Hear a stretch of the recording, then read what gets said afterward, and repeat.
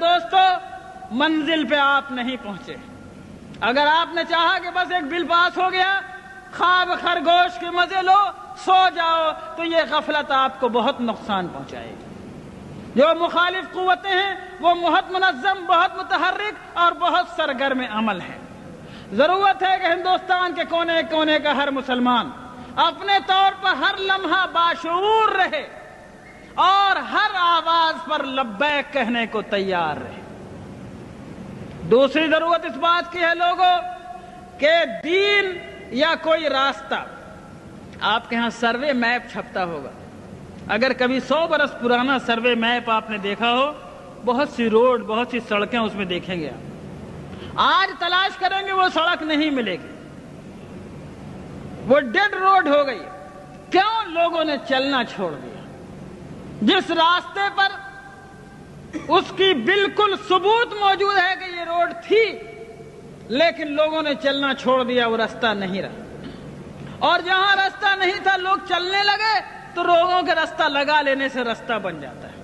اے میرے دوستو, اگر تم ہندوستان میں اسلام کی بقا چاہتے ہو تو سب سے پہلی ذمہ داری یہ ہے کہ اسلام کو اور اپنے آقا جناب محمد رسول اللہ صلی اللہ علیہ وسلم کے طریقوں کو ڈیڈ روڈ مت بننے دو. یعنی اس پر اگر تم چلنا چھوڑ دو گے تو کسی سرکار کو ضرورت نہیں ہے اس کو بند کرنے کی, خود بخود بند ہو جائے گا. اگر مسلمانوں نے یہ فیصلہ کیا کہ شریعت کو ہم اپنی زندگی پر جاری اور نافذ کریں گے اور اللہ کی شریعت کو ہم اپنے اوپر لاگو کریں گے, اگر ہم سرکار کے دباؤ کے بغیر, کسی گورنمنٹ کی طاقت کے بغیر, کسی پولیس کی لاٹھی کے بغیر, کیونکہ ہم مومن ہیں اس لیے ہم اللہ کے حکم پر چلیں گے, ہم نکاح میں وہ طریقہ اختیار کریں گے جو اللہ نے بتایا.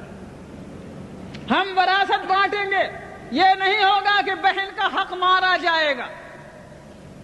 کوئی تھوڑی بہت معمولی کھیت کی زمین ہے تو بٹ جائے گی, لیکن باپ کی دکان دبئی میں تھی تو یہ نہیں بٹے گی. اور شہر میں مکان تھا, مدراس میں اور پٹنہ میں اور دلی میں, تو وہ نہیں بٹے گا, اس میں بہن کو حق نہیں ملے گا. غلط بات ہے. اگر تم نے اپنے ہاتھوں سے خود شریعت کو چھوڑا تو کوئی تمہاری شریعت کی حفاظت نہیں کر سکتا. اگر شریعت تمہاری زندگی میں چالو رہی, تم شریعت پہ عمل کرتے رہے, تو شریعت کو انشاءاللہ کوئی نہیں مٹا سکتا. اس کا بھی عہد کیا جا سکتا ہے, کوئی طاقت نہیں مٹا سکتا. بس پہلی ذمہ داری یہ ہے کہ لوگوں جس طرح نماز کو ضروری جانتے ہو, لوگوں جس طرح روزے کو ضروری سمجھتے ہو, زکوٰۃ نکالنا ضروری ہے, حج نکالنا ضروری ہے, حج کرنا ضروری ہے, اسی طرح لوگوں اللہ کی شریعت کو جہاں تک ممکن ہو اپنی زندگی میں جاری کرنا ضروری ہے.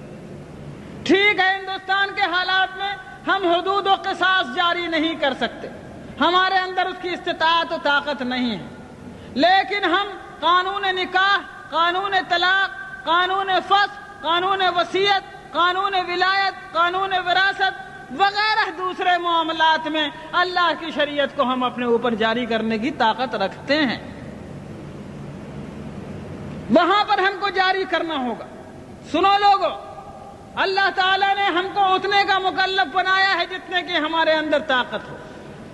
اس میں کوتاہی کریں گے تو پکڑے جائیں گے. سیدنا امام بویتی رحمت اللہ علیہ بہت بڑے عالم گزرے ہیں, فقہ شافعی کے بہت بڑے امام ہیں. جب خلافت عباسیہ کا زمانہ تھا, مسئلہ خلق قرآن پر ان کو قید کر دیا گیا جیل خانے میں. ان کے پیروں میں بیڑیاں تھیں. جب جمعے کا دن آتا, جمعے کی اذان کے وقت اپنے جیل خانے کی کوٹھری سے گھسٹتے گھسٹتے زمین پر نکلتے اور مین گیٹ تک جیل کے پہنچتے. سارا بدن لہو لہان ہو جاتا, خون سے بھر جاتا. جب جمعے کی نماز پڑھ کے لوگ واپس آتے تو پھر یہ اسی طرح گھسٹتے گھسٹتے اپنی کوٹھری تک جاتے. لوگوں نے کہا, حضرت آپ ایسا کیوں کرتے ہیں, آپ قید میں ہیں, آپ جمعے کو جا نہیں سکتے, پھر کیوں آپ گیٹ تک اتنی تکلیف فرماتے ہیں؟ کہا کہ اور کچھ نہیں. اللہ تعالیٰ نے کہا ہے, اذا نودی للصلاة من یوم الجمعة فاسعوا الى ذکر اللہ. اے لوگوں, جب جمعے کی اذان پڑے تو دوڑو اللہ کے ذکر کی طرف. میں اس بات سے ڈرتا ہوں کہ جہاں تک میں جا سکتا ہوں اگر وہاں تک نہیں گیا تو کہیں اللہ مجھ سے یہ پوچھ نہ لے کہ بویتی تجھ کو میں نے گیٹ تک جانے کی طاقت دی تھی، تو وہاں تک تو جاتا، آگے لے جانا نہ لے جانا میرا کام تھا، تو میں اللہ کو کیا جواب دوں۔ سیدنا امام بویتی کے اس واقعے سے جو ایک نجی اور شخصی واقعہ ہے، ملی زندگی میں ہمارے اور آپ کے لیے عبرت کا ایک سامان موجود ہے۔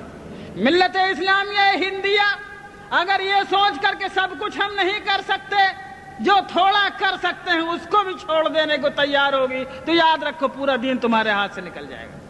لیکن جتنا بھر کرنے کی استطاعت تمہارے اندر ہے، جتنا بھر عمل کرنے کی طاقت تمہیں اس موجودہ حالات میں اللہ نے دی ہے، اتنے بھر احکام پر عمل کرنے کا فیصلہ کرو، انشاءاللہ خدا تعالی حالات کو بدلنے والا ہے۔ آگے کا نتیجہ ہمارے اور آپ کے ہاتھ میں نہیں ہے۔